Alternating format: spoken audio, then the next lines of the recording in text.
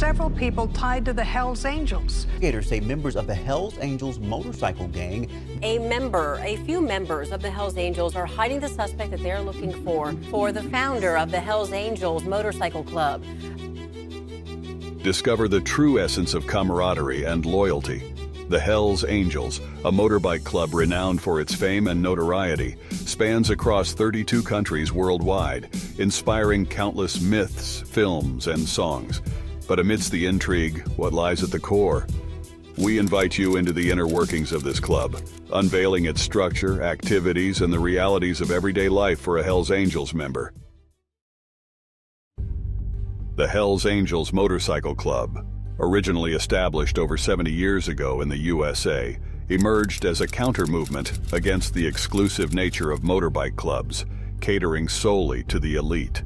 They envisioned a club for the common man, primarily embracing ex-soldiers yearning for the brotherhood they once shared during the Second World War. Today, these values of brotherhood and unity continue to thrive within the Hells Angels, an institution that has endured over decades. Together, they embark on exhilarating rides, revel in spirited celebrations, and often gather at their clubhouses to forge unforgettable evenings. Contrary to the perception one might hold of such a community, originally formed for the pursuit of enjoyment, the Hells Angels operate under a steadfast hierarchical structure. The daily life of a Hells Angels member is imbued with diverse responsibilities, contingent upon their status within the organization. Here I must say, it's crucial to understand that you can't simply stroll up to your neighborhood Hells Angels chapter, give a little knock on the door, and expect a VIP invitation. These bikers are all about exclusivity, handpicking only those who truly meet their standards to ride alongside them. So remember, joining their club isn't a walk in the park. It's more like a rigorous journey through a gauntlet of selection criteria where only the worthy earn their stripes. It is important to note that joining the club does not immediately grant full membership. Prospective members must first establish close relationships with existing members, enduring observation over an extended period to ascertain their ability to uphold the group's standards and code of conduct. The key attributes sought after are resilience, maturity, and unwavering discipline. To become a Hells Angels member, one must have a valid driver's license, a motorcycle over 750 cc, and the right combination of personal qualities. It is said the club excludes child molesters and people who have applied to become police or prison officers, and rightfully so. Once selected as a candidate, an individual assumes a hang-around status for an approximate duration of 3 months. As a hang-around, you enter a realm where membership rights are yet to be bestowed upon you. Nevertheless, you are granted access to the club premises, allowing you to immerse yourself in the club's atmosphere. During this phase, you undertake humble tasks that contribute to the functioning of the club, such as cleaning the clubhouse or tending to the refueling needs of fellow members' motorbikes.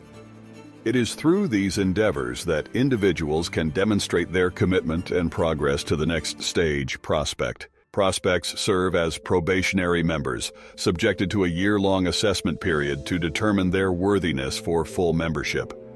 Although they are granted participation in group motorbike tours and club events, prospects remain situated lower in the hierarchy compared to established members.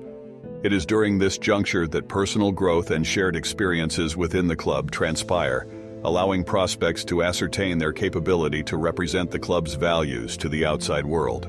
Only once an individual has internalized all the rules and proven their mettle as a prospect can they ascend to the coveted status of a full member. Surprisingly, certain prohibitions exist within the Hells Angels that may defy initial expectations. For instance, Hells Angels are generally not permitted to consume alcohol, with a few exceptions, and drug use is unequivocally forbidden. Now, let's be honest here. This is maybe rule, but I think we all know that in reality things are handled a little different. Furthermore, strict injunctions dictate that members must not engage in communication with the police, even if one finds themselves entangled in criminal activities. Working for law enforcement agencies is strictly off-limits. These principles govern the street, and they persist unwaveringly. Yet, what precisely does the everyday life of a fully fledged Hells Angels member entail? And what is the essence of their engagement within the motorbike club? Contrary to the portrayal in numerous documentaries and reports surrounding the Hells Angels, one might be surprised to discover that the reality of life in most charters, the regional units of the Hells Angels, differs from popular assumptions. While the Hells Angels' reputation may suggest an association steeped in criminality, the core essence lies in the concept of community, a pivotal aspect cherished by the organization. Members of the Hells Angels continually unite to foster camaraderie, extend assistance, and often engage in charitable endeavors that benefit their community. An example of their compassion took place 6 years ago, when a child was killed in a rampage. In a poignant act of solidarity, over 1,000 members of the motorcycle club attended the funeral to offer their condolences. The young victim, Jaden, a 9-year-old boy, happened to be the stepson of a Bandidos member. The Hells Angels put aside the dispute with the Bandidos at this point and showed solidarity with their biker brothers in other colors. Additionally, the club frequently organizes charity rides, where both members and sponsors contribute participation fees that are then donated to noble causes. Nevertheless, finding recipients for these donations sometimes proves challenging, as not everyone is willing to accept funds from the Hells Angels. Such hesitance is not entirely unfounded, for within certain Hells Angels charters, reports of illicit activities have surfaced. Former member Kazra Zagaran, who disassociated himself from the Hells Angels in Berlin, revealed in an interview that certain charters operate akin to mafia gangs. Zagaran, who initially joined the motorbike club while working in security, admitted to participating in a betting office robbery alongside 11 other Hells Angels, tragically resulting in the loss of a life. Subsequently, Zagaran severed ties with his former brethren and is currently enrolled in a witness protection program. Clashes with rival rocker gangs constitute another facet of the Hells Angels' everyday existence. A turf war between rival motorcycle gangs broke out in a restaurant parking lot. It quickly became deadly, leaving behind a gruesome scene. 9 gang members killed, the families inside terrorized. A frantic scene Friday night outside a Fall River bar. Video from witnesses shows fists flying, with one man swinging what appears to be a helmet in a chaotic brawl. In the end, police say a 39-year-old man from Oak Bluffs was shot and killed, with 2 others in stable condition. Confrontations, sometimes escalating to the point of kidnapping or assaulting members of opposing gangs, are not uncommon.